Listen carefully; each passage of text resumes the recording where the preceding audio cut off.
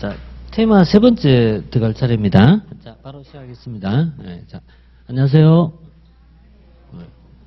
지난주에 이제 우리 개강하면서 뭐 앞에 OT라든지 기본 사항 좀 말씀드렸고, 사실은 이제 뭐 이번 주부터 본격적 수업이라고 보시면 될 것 같고요. 그 다음에 교재가, 지난주에 좀 딜레이 돼갖고, 이번 주에 나와갖고 좀 늦어졌습니다. 그래서, 교재 나왔는데, 이렇게 이제 보시면은, 교재가 기본서는 뭐, 보시면 되지만은, 요약집은 보시면 이제 오른쪽 왼쪽 차이가 있어요. 그래서 왼쪽 편은 압축 정리해서 요약한 거고, 그 다음에 오른쪽 파트는, 이걸 판서 정리한 거, 이게.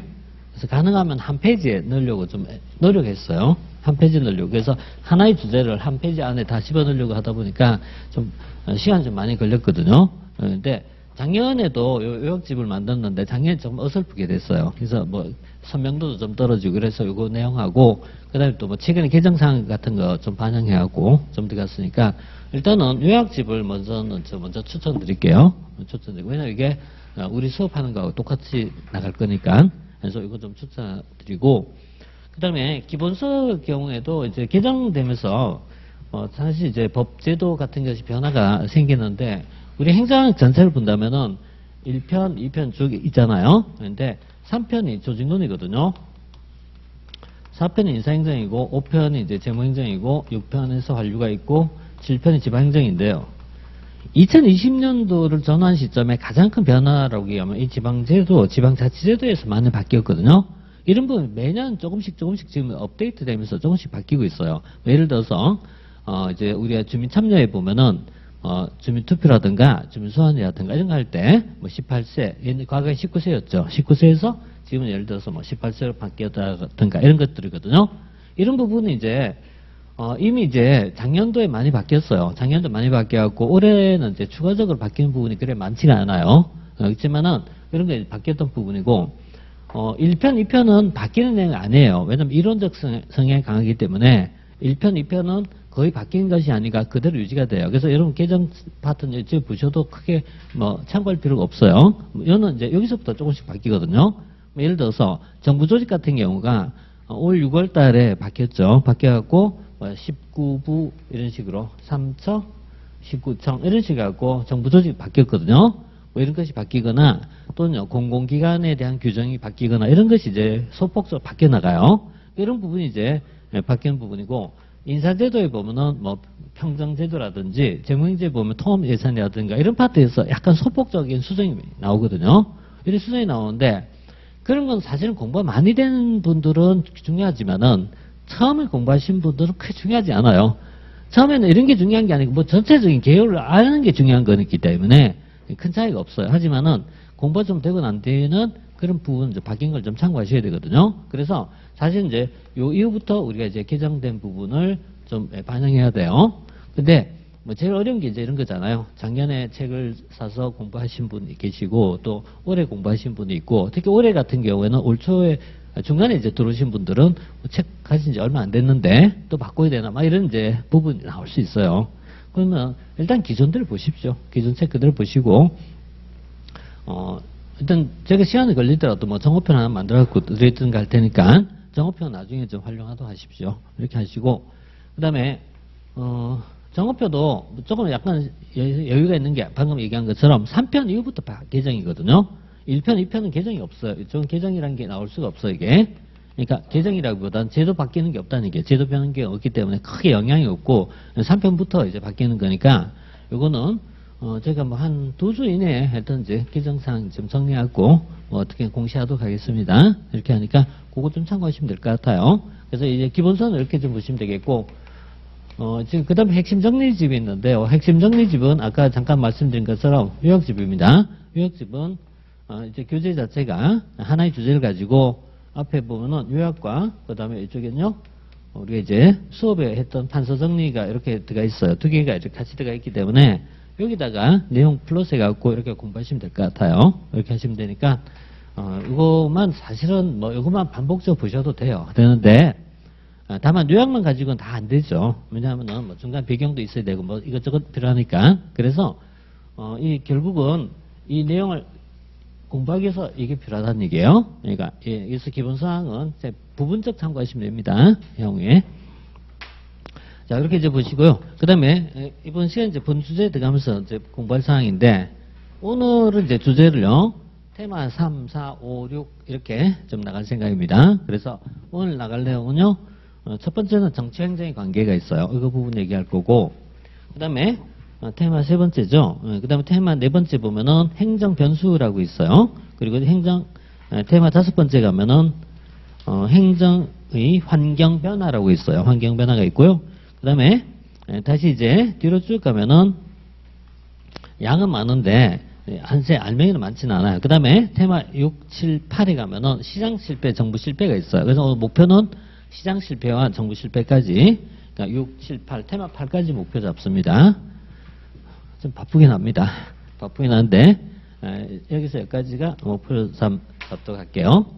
이렇게 보는데 그래서 처음에 조금 좀 중간에는 조금 빨리 가는 부분이 있을 거예요. 좀 빨리 가는 부분은 좀 빠른 대로 가시고, 중요한 부분 좀 더 자세히 보고 뭐 이렇게 할 겁니다. 이렇게 이제 나가면 될 것 같고요. 그다음에 우리 이제 지난 시간에 이제 개강하면서 공부했던 것이 앞에 예비학습을 공부했어요. 예비학습을 얘기하면서 국가론을 좀 얘기했거든요.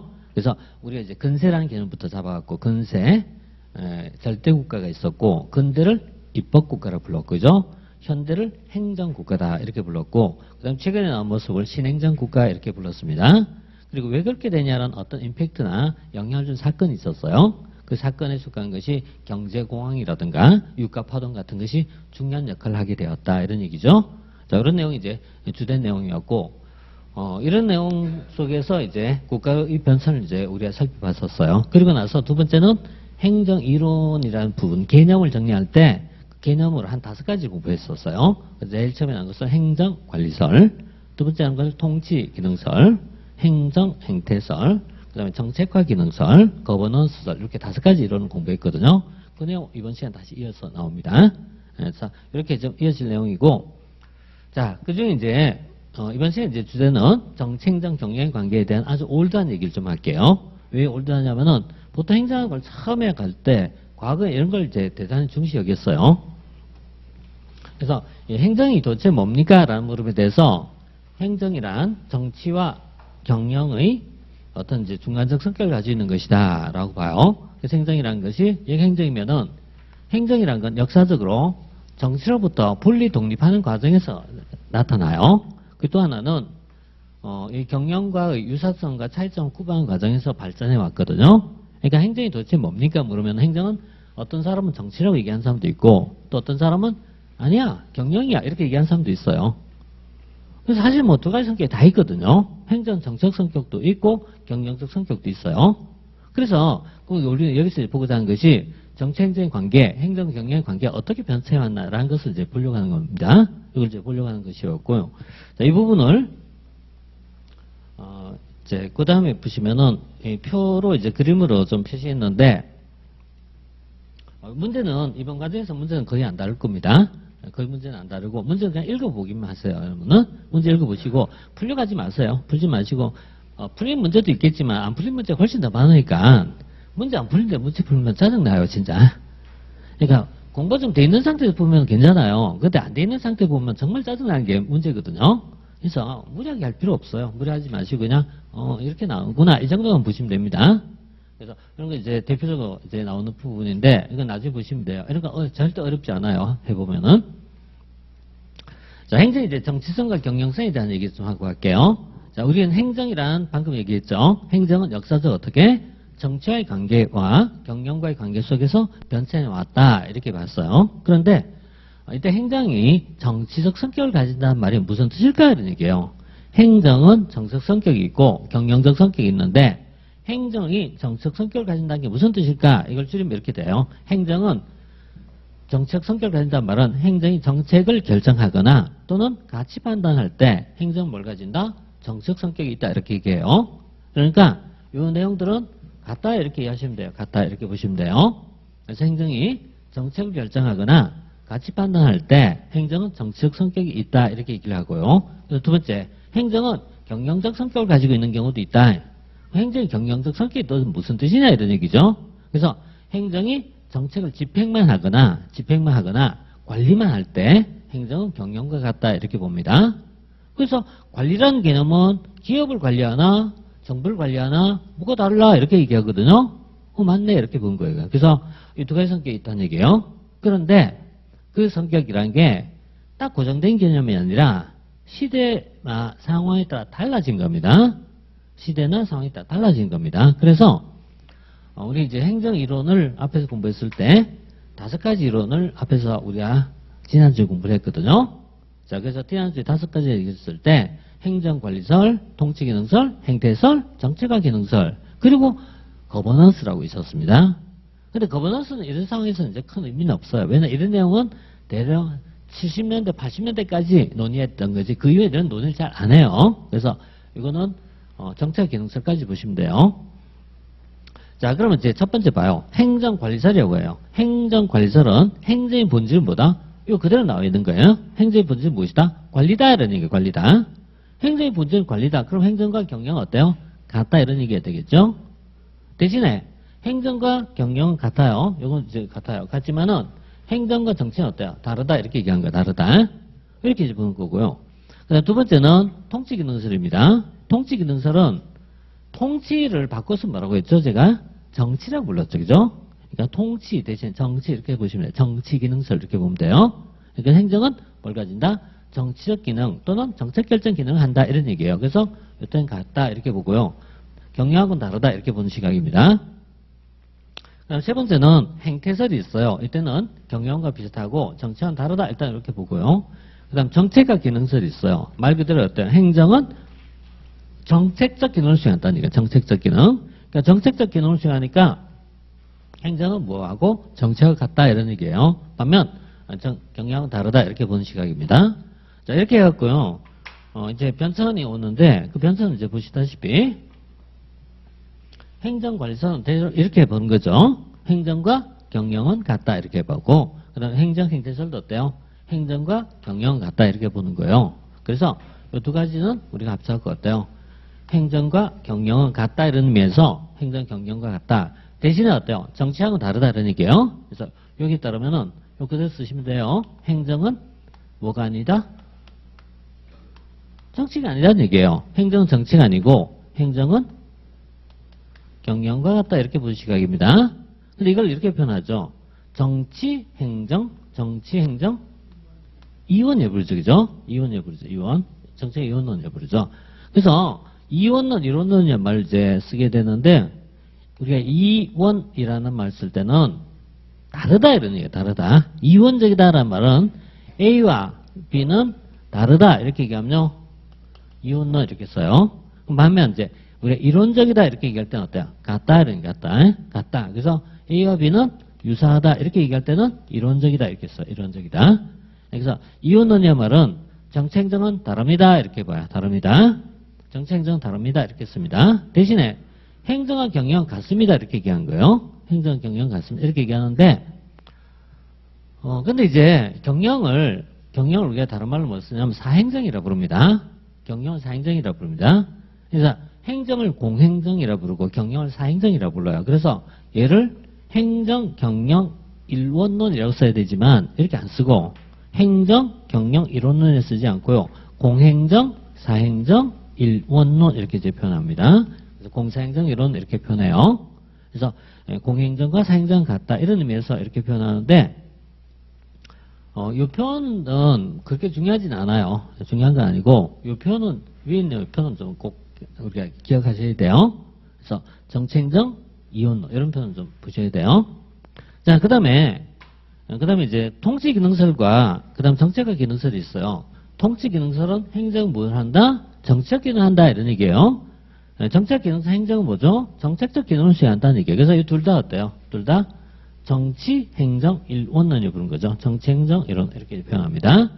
그래서 이 용어적으로 본다면요. 정치, 행정, 이원론, 일원론, 이원론, 일원론 이렇게 발전해 왔어요. 그래서 투원 이렇게 발전해 왔어요. 이렇게 발전한 것이 지난 이제 70년대, 80년대까지 흐름이에요. 흐름. 그래서 이런 흐름이 있다라는 건데 일단 뭐 용어 자체는 이렇게 좀 장악해 두셔야 돼요.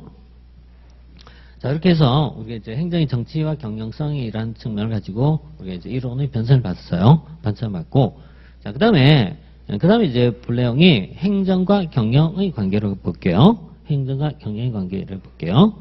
그래서 교재는 기본서에는 좀 더 많은 내용이 있어요. 더 많은 내용이 수록되어 있지만은 뭐 지금은 여기서 이 정도 보시면 돼요. 보시면 되고 그 다음에 행정과 경영의 관계로 넘어갈게요.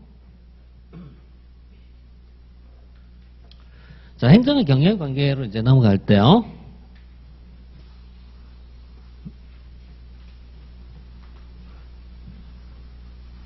경영이란 건 기업이라고 이해하시면 되겠죠.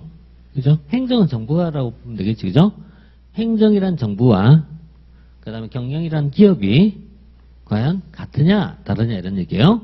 근데 그 전에 행정을 이렇게 쓰죠. 행정을 우리가 영어로 표현하면요. 행정을 이제 Public Administration이라고 씁니다. Public Administration 이렇게 표현해요. 반면에 이제 경영을 표기할 때는요. 경영은 그냥 아무것도 안 써요. 블랭크 해놓고 Administration이라고 쓰는 사람도 있고 또는 좀 명확하게 표현하기 위해서 Business Administration 이렇게 쓰는 사람도 있고 또 어떤 사람들은 Private 이렇게 쓰는 사람도 있어요. Private Administration 이렇게 쓰기도 해요. 이렇게 봐요. 그럼 이걸 있잖아요. 우리가 이제 한자어로 바뀌면은 Public을 우리가 공공성이라고 부른단 말이죠. 공공성이 높은 행정이다 이러니까 공공성이 높은 행정이다. 그래서 어때요? 이걸 공행정이라고 불러요. 공행정. 한자로 쓰면 이렇게 되겠죠. 공행정 이렇게 씁니다. 반면 경영은요. 무엇이 강하다? 프라이빗이 강하다는 얘기예요. 프라이빗. 프라이빗이 뭡니까? 프라이빗을 한자 쓰면 이렇게 되겠죠. 그죠? 이게 한자예요. 그죠? 그래서 사행정이에요. 사행정. 행정학에서는요. 한자가 그렇게 많이 안 쓰여서 상관이 없어요. 그렇지만 이제 행정법 공부하실 때는 한자 의미를 어원을 가져온 게 좀 필요합니다. 그래야 내용을 빨리 이해할 수가 있어요. 이런 내용은 우리나라가 한자 문화권이기 때문에 어쩔 수 없어요. 근데 사실은 그죠? 유럽도 똑같아요. 유럽도 소위 이제 라틴 그러니까 그리스라든가 어원적 문화, 로마라든가 이런 것을 어원을 알고 있으면 어때요? 영어도 이해하기가 쉽거든요. 훨씬 쉽거든요. 그래서 마찬가지예요. 또 어떤 나라나 그 배경에는 자기 나라만 문화가 아니라 다른 나라 문화도 같이 포함되기 때문에 어쩔 수 없어요.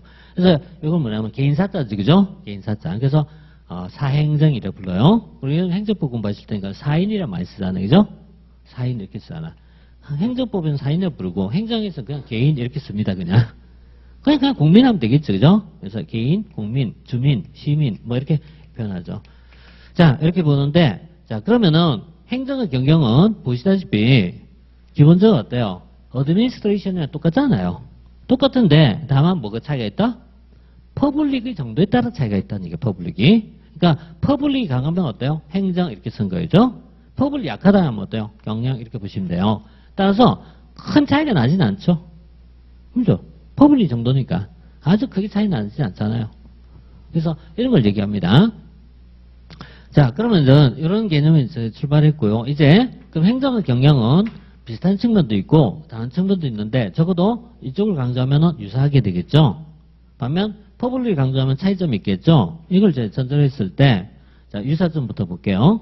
유사점에 보면 5가지가 나와 있어요. 교재에 보면 5가지가 나와 있는데 관료제적 성격, 수단성, 그리고 관리기법의 적용성, 협동적 행위, 그 다음에 봉사성 이렇게 들어가 있어요. 있는데 물론 5개 다 기억하면 좋습니다. 하지만 5개 다 기억하기 싫다 이러면 앞에 3가지 좀 기억하세요. 이 3가지 좀 기억하십시오. 이 3가지가 중요하니까요. 저 3가지 기억합니다. 자, 3가지 기억하고요. 3가지 보면은 관료제적 성격이 들어있어요. 관료제적 성격. 그리고 다음에 수단성, 그 다음 세 번째 관리기법의 적용성 이렇게 돼 있어요. 이렇게 들어가 있는데 여기 보면 이제 첫 번째가 관료제란 말 씁니다. 자, 이 중에서 첫 번째가 제일 중요합니다. 이게 더 중요합니다. 자, 행정과 경영은 같다는 얘기예요. 뭐 같은데? 관료제적 성격을 가지고 있다는 측면에서 같다는 얘기예요.